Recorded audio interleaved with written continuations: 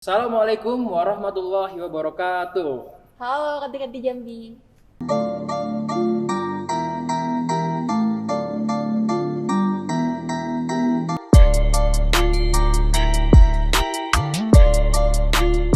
Senang sekali kita ketemu lagi di podcast kedua Bea Cukai Jambi atau BPODS, Bekabi Podcast. Yang tentunya dapat kanti-kanti akses melalui YouTube Bea Cukai Jambi dan juga platform Spotify Bea Cukai Jambi. Senang sekali saya Irsyad. Dan saya Anisha bisa kembali menyapa para pendengar Bipods di episode kali ini. Nah Kak, terakhir kali itu kan kita bahas terkait penipuan ya Kak. Iya, betul. Nah kira-kira apa ya Kak isu-isu yang lagi tren di tengah masyarakat sekarang Kak?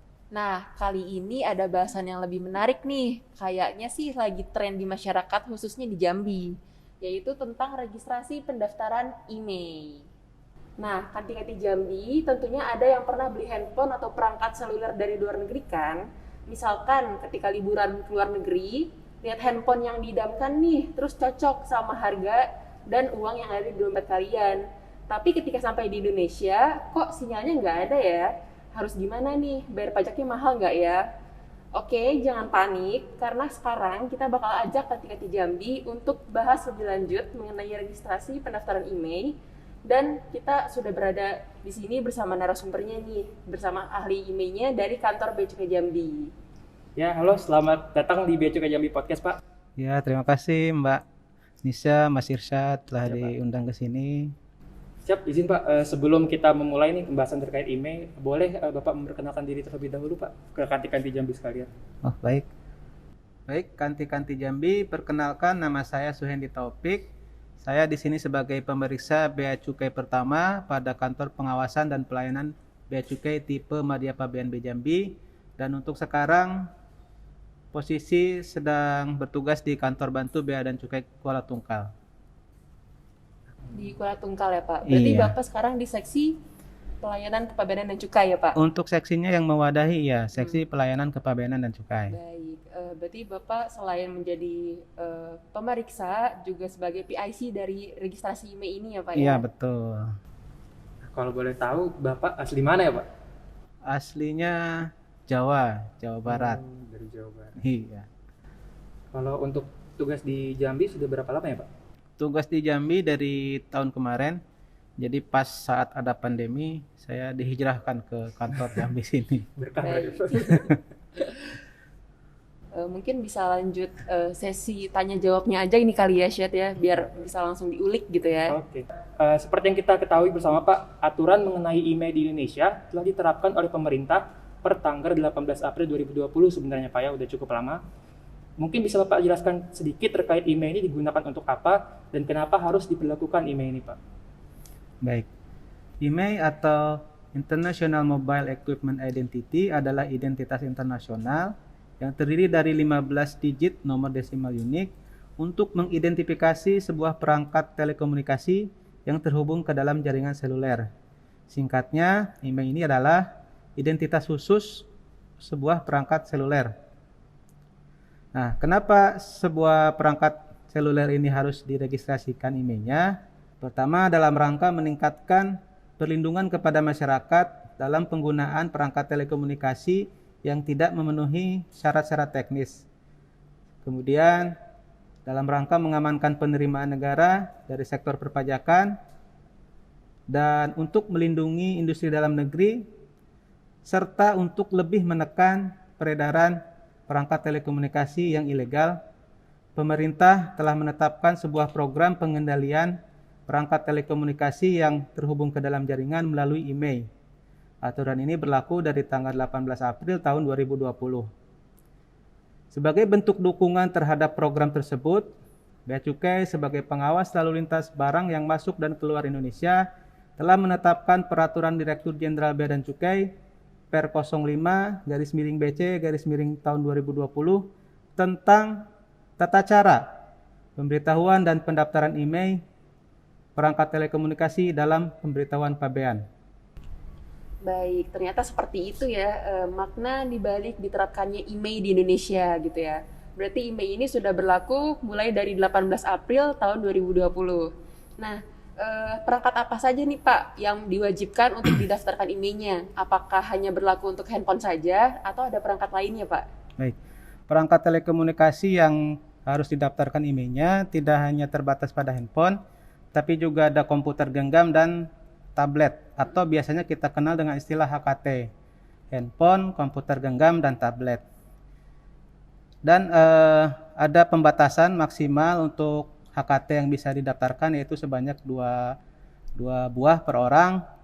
Jadi pada dasarnya pada saat kita datang dari luar negeri ke Indonesia, Kanti Jambi atau Irsad, Mbak Nisa, itu bisa langsung mendaftarkan IMEI-nya di terminal kedatangan di bandara pertama kali. Oke, baik Pak. Berarti bagi kita yang baru pulang dari luar negeri gitu Pak, berarti itu seharusnya langsung kita kabarkan oleh bea cukai setempat ya Pak, didaftarkan di bandara kedatangan segera mungkin ya Pak. Nah, tapi kalau misalnya nih Pak, misalnya saya baru pulang dari Malaysia. Nah, tapi saya di Jakarta itu hanya transit Pak. Nah, jadi itu saya mendaftarkan IMEI itu bagaimana ya Pak? Jadi apabila Mas Irsad misalkan datang dari luar negeri membawa HKT, handphone, komputer genggam atau tablet, pada dasarnya kan harus langsung didaftarkan di bandara kedatangan pada saat tiba. Apabila ternyata lupa nih bagaimana, nah seperti itu masih bisa dilakukan registrasi atau pendaftaran di kantor bea cukai terdekat dengan domisili Mas Irsad. Namun memang ada perbedaan ketentuan. Dalam hari ini perbedaan mengenai ketentuan perhitungan perpajakan.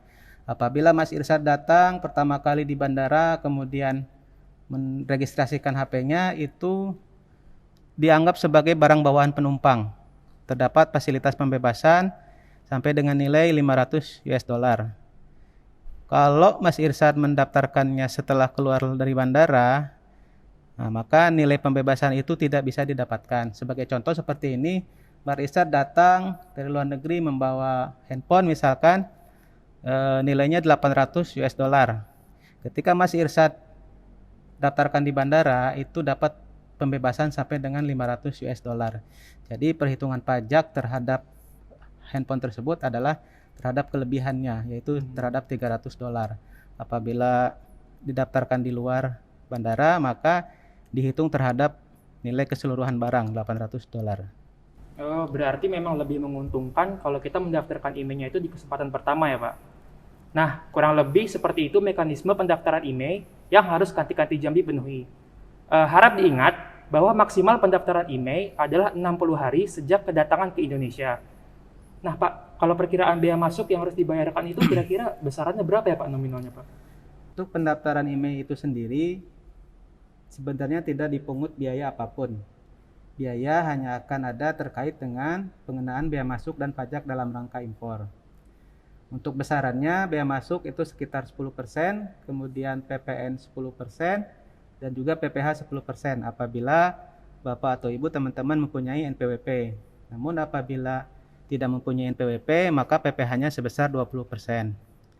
Jadi pada saat datang ke Indonesia, didaftarkan perangkatnya melalui www.beacukai.go.id, diinput persyaratan yang dibutuhkan, data-data yang dibutuhkan, atau juga bisa melalui mobile Bea Cukai.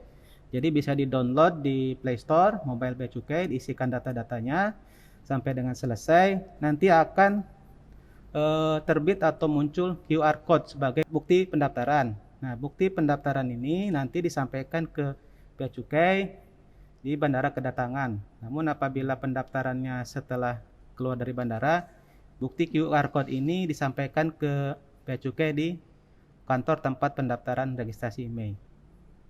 Baik, berarti untuk Kanti Jambi yang ingin mendaftarkan IMEI-nya bisa langsung mendaftarkan perangkatnya di www.beacukai.go.id untuk mendapatkan QR Code yang selanjutnya bisa diserahkan kepada petugas Bea Cukai.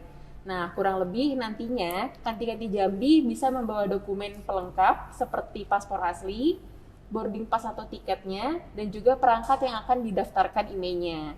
Nah, lalu bagaimana Pak kalau misalkan kita beli handphone online yang dikirimkan itu melalui barang kiriman pos? Peraturannya seperti apa Pak? Untuk handphone yang dibeli melalui online, dikirimkan melalui barang kiriman atau jasa pos atau jasa titipan lainnya, itu yang meregistrasikan nanti adalah pihak penyelenggara posnya. Jadi Bapak Ibu tidak perlu meregistrasikan ke Bea Cukai langsung, nanti diregistrasikan oleh penyelenggara pos. Penyelenggara pos memasukkan nomor email Bapak Ibu ke sistem di kita, kemudian nanti juga dilakukan penelitian dokumen, perhitungan terkait bea masuk dan pajaknya, dan total pungutan bea masuk dan pajak ini akan disampaikan ke Bapak Ibu atau teman-teman sekalian melalui penyelenggara kantor pos untuk dilakukan pembayaran. Nah, baik Pak, seperti yang Bapak sampaikan tadi kan kalau misalnya pendaftaran IMEI itu dapat dilakukan di kantor Bea Cukai terdekat ya Pak, bila tadi tidak sempat dilakukan di bandara kedatangan. Nah, memang seperti yang kita ketahui, kalau Bea Cukai ini kan memang tersebar ya Pak, dari Sabang sampai Merauke, dari ujung ke ujung itu ada ya Pak. Nah, cuman kan memang ada beberapa masyarakat yang mungkin tempat tinggalnya itu jauh dari kantor Bea Cukai Pak. Nah, itu apakah pendaftaran IMEI-nya itu bisa diwakilkan atau bisa dikuasakan gitu Pak? Baik, untuk registrasi IMEI ke kantor Bea Cukai yang terdekat domisili, apabila ternyata memang itu pun juga jauh, rekan-rekan bisa mewakilkan dengan membuat surat kuasa. Dan si yang diwakilkan ini membawa dokumen yang dipersyaratkan tadi, paspor asli, boarding pass, tiket, serta perangkat yang akan didaftarkan. Baik, ternyata nggak sesulit apa yang disampaikan oleh Kanti Jambi ya Pak terkait registrasi IMEI ini. Lalu bagaimana cara pembayaran bea masuk dan pajak dalam rangka impornya ya Pak? Apakah dalam membayar itu melalui petugas atau transfer ke nomor rekening petugas atau seperti apa nih Pak? Jadi setelah dilakukan penetapan tarif, penelitian nilai pabean, nanti akan muncul kode billing. Kode billing ini menjadi dasar rekan-rekan Bapak Ibu untuk melakukan pembayaran pajak dan bea masuk dalam rangka impor. Nah, pajak atau bea masuk dalam rangka impor ini bisa dibayarkan di bank persepsi, pos persepsi, atau lembaga persepsi lainnya.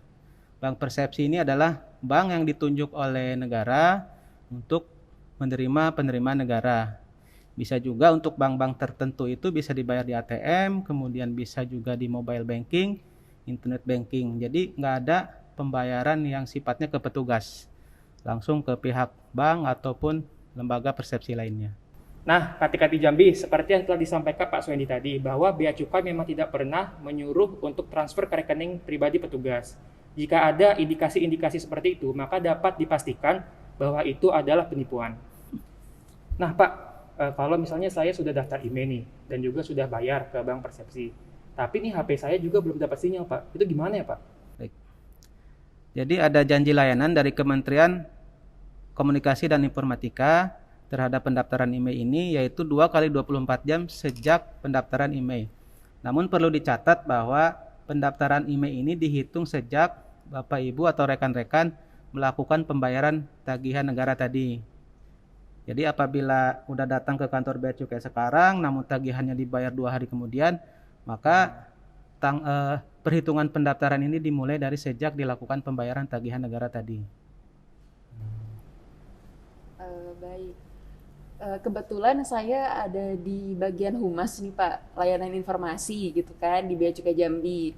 Ada beberapa contoh masyarakat yang datang untuk meregistrasi IMEI-nya, namun mereka itu ternyata membeli HP second Pak. Nah itu apakah ada peraturan tertentu terkait handphone second yang ingin didaftarkan IMEI-nya, atau sama seperti handphone yang baru dibeli dari luar negeri Pak? Baik, jika Mbak Nisa atau teman-teman membeli HP second, itu yang pertama dilakukan adalah kita cek dulu IMEI-nya sudah terregistrasi apa belum. Nah, mengeceknya bisa di laman www.imei.kemenperin.go.id. Kita cek di situ apakah memang dia sudah resmi terdaftar. Apabila memang ternyata belum terdaftar, silahkan ajukan garansi ke penjualnya. Karena nanti juga ketika tidak terdaftar ya tidak bisa digunakan untuk operator jaringan seluler di Indonesia. Baik Pak, sejak tadi kan kita udah bahas nih handphone dan juga perangkat seluler lainnya yang memang belinya itu dari luar negeri ya Pak. Nah, kan seperti yang kita ketahui memang perangkat seluler yang ada di Indonesia semuanya harus terdaftar IMEI di Kemenkominfo tadi ya Pak. Nah, kira-kira ada nggak sih Pak hal-hal yang perlu diperhatikan ketika di Jambi ini ketika akan membeli handphone tapi dari dalam negeri Pak? Membeli handphone Kanti Jambi nanti seperti yang tadi kita utarakan, terlebih dahulu kita cek registrasi emailnya, apakah sudah terregistrasi apa belum. Misalkan kita beli di toko offline, maka kita cek dulu emailnya ke laman www.email.kemenperin.go.id apakah sudah terdaftar atau belum. Karena apabila belum terdaftar, kita sendiri yang rugi nanti. Kemudian apabila membeli online, sebelum dikonfirmasi juga kita cek dulu nih, emailnya udah terdaftar apa belum gitu. Oke, baik. Semoga apa yang disampaikan tadi oleh kita, khususnya oleh Pak Suhendi sebagai PIC IMEI dari Bea Cukai Jambi, dapat menjawab pertanyaan-pertanyaan dari Kanti-Kanti Jambi yang ingin mendaftarkan IMEI-nya. Terima kasih banyak Pak Suhendi. Di akhir podcast kali ini, apakah ada closing statement yang ingin Bapak sampaikan kepada Kanti-Kanti Jambi sekalian? Kalau mau kirim-kirim salam juga nggak apa-apa. Iya Pak, dipersilakan Pak. Baik, untuk Kanti-Kanti Jambi sekalian, ketentuan pemerintah ini dalam rangka kebaikan kita bersama, di mana secara ringkasnya bisa saya sampaikan seperti ini. Apabila Bapak Ibu, rekan-rekan sekalian datang dari luar negeri membawa perangkat telekomunikasi, maka perangkat tersebut segera didaftarkan di bandara kedatangan atau terminal kedatangan. Namun apabila ternyata lupa setelah melewati bandara, perangkat telekomunikasi Bapak dan Ibu masih bisa didaftarkan di kantor bea cukai terdekat dengan domisili tinggal. Adapun untuk terkait pembayaran bea masuk dan pajak dalam rangka impor bisa dibayarkan di bank persepsi, pos persepsi, dan lembaga persepsi lainnya. Bisa juga melalui internet banking, mobile banking. Jadi tidak ada pembayaran kepada petugas. Semoga kita semua berada dalam keadaan sehat, tetap semangat, dan mari kita jaga protokol kesehatan. Mantap sekali. Nah, bagaimana Kanti-Kanti? Semoga otak-otak kita sudah tercerahkan. Nah, semoga Bipods kali ini dapat menjawab pertanyaan Kanti-Kanti semuanya. Tapi jangan sedih, kalau misalnya Kanti-Kanti sekalian masih ada pertanyaan, Kanti-Kanti dapat mengajukan pertanyaan ke kolom komentar YouTube kita, atau juga dapat melalui media sosial di Instagram atau di Facebook fanpage Bea Cukai Jambi. Nah, Kak, tadi kita nggak dibuka pakai pantun ya, Kak? Kalau ditutup pakai pantun boleh nggak ya, Kak? Boleh. Pak, nanti kalau habis pantun boleh bilang cakep ya, Oh, iya. biar agak rame aja gitu. Oke. Bertamasya malam ke jembatan Batanghari. Cakep. Pulangnya membawa bawang putih. Cakep. Saya Nisha dan Irsyad pamit undur diri. Cukup sekian dan terima kasih. Assalamualaikum warahmatullahi wabarakatuh. Bye-bye.